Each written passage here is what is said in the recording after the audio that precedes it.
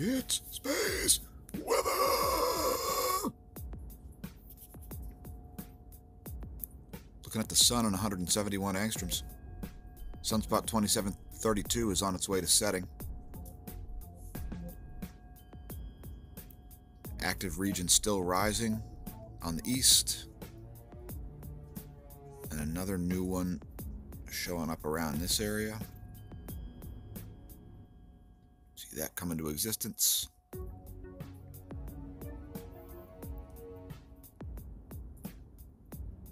And also some instability in this area.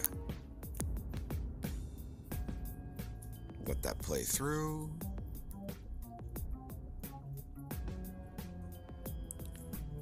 Take a look at your local yellow dwarf and 304 angstroms.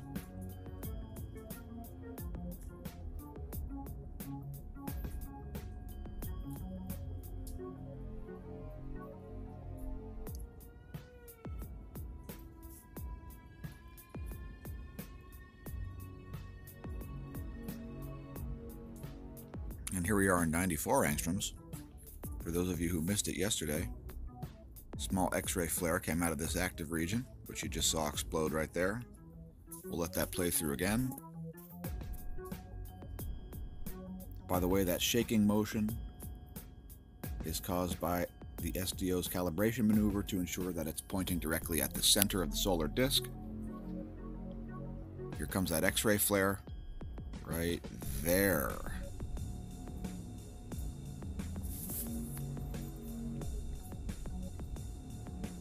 And while we're here, let's zoom in on Sunspot 2732.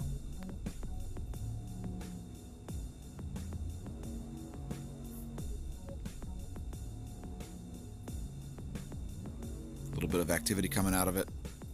Nothing major. Here are the magnetic lines in 1700 angstroms. Totally connected to this coronal hole, magnetically speaking. And here's your magnetogram. Sunspot 2732. Active region. Head to spaceweathernews.com. So, no X-ray flares since we did yesterday afternoon's video. Now we see a major increase in the BT and a majorly negative BZ right there. See that? That is an earthquake risk. High amount of magnetic power coming out at a very low Z angle associated with the solar south pole. And also you can see this ongoing coronal hole magnetic connection here, which is spouting an uptick in earthquakes and volcanoes. Solar wind density is actually a little higher than it was yesterday. It looks like about 8 protons per cubic centimeter. Solar wind speed looks like it's flatlined out now, perhaps reaching its bottom around 300. We are expecting an increase in this today. And if that's the only density increase we see, I'll be surprised, because there is a coronal hole wind stream expected to arrive tonight. KP index is up to 1. And you can see the magnetometer has reached its low. And so we'll be looking at that throughout the day. Cygnet's forecast.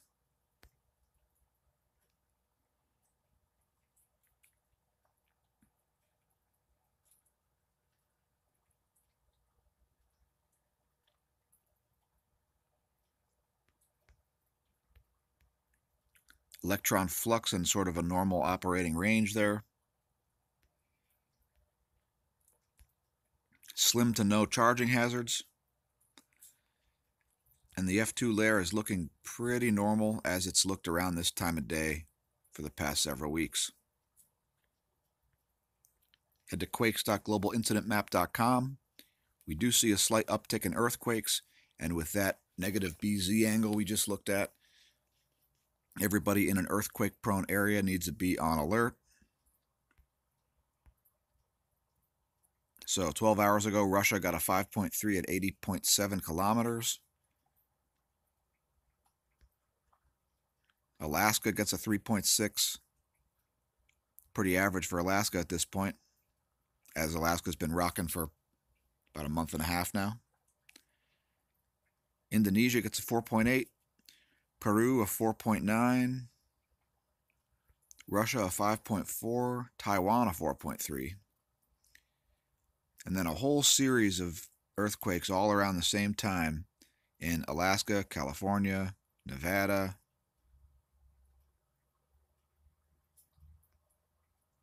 Alaska, and the British Virgin Islands. Guatemala, that's only one quake, 4.0. And another 4.1 in Alaska. Looks like the biggest quake of the past 12 hours was in Indonesia, a 5.6.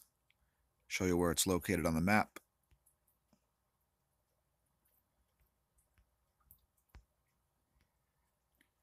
Also got a 4.4 in Russia. So, uptick in earthquakes and continued uptick increase forecasted. Here's the volcano situation, and the volcano situation is ongoing with a lot of eruptions. First of all, Shivaluch emitting another 18,000 foot plume and a 25,000 foot plume.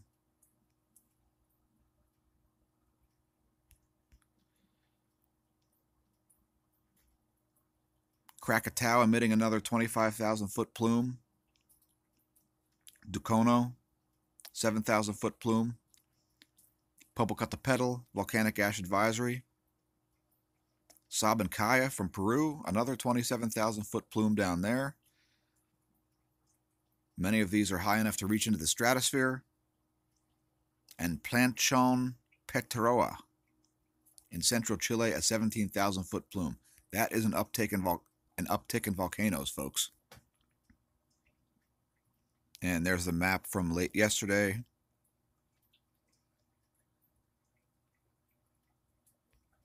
Moving on. Look at the GOES X-ray imager. Those of you who missed yesterday's video, you see a B-class X-ray flare coming out of the rising active region on the east. We'll let that play through once.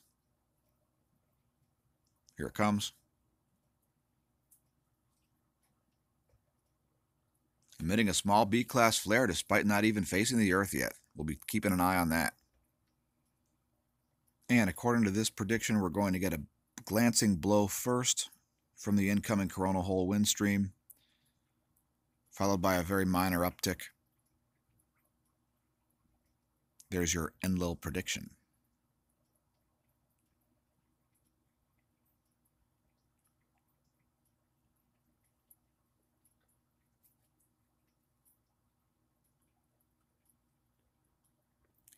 Take a quick look at the geospace magnetosphere movies here. We'll look at the pressure, much higher than it was yesterday and the day before. An expected reflection of the slightly increased solar wind density.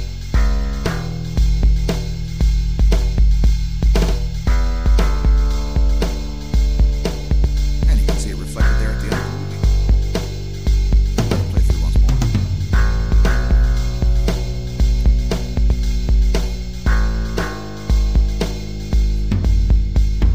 Little density spike right there toward the end.